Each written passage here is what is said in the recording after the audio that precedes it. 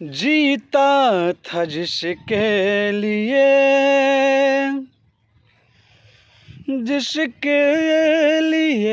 मरता था,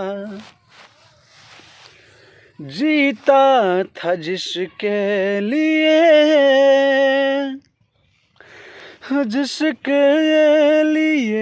मरता था।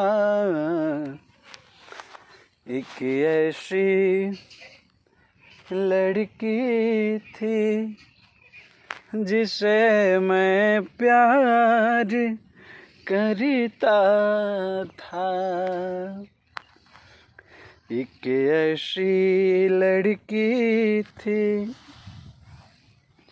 जिसे मैं प्यार करता था। कितनी मोहब्बत है मेरे दिल में, कैसे दिखाऊं उसे, कैसे दिखाऊं उसे। दीवानगी ने पागल किया है, कैसे बताऊं उसे, कैसे बताऊं उसे।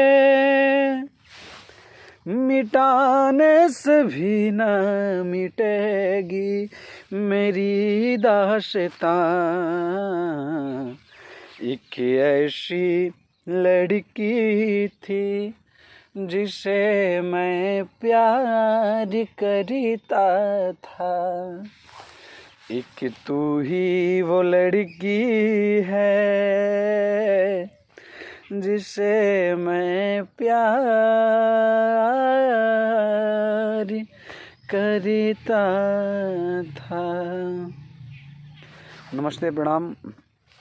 मैं आप सबका अपना बेटा और भाई भोजपुरी गायक प्रकाश रंजन आप सबके बीच में हिंदी सॉन्ग।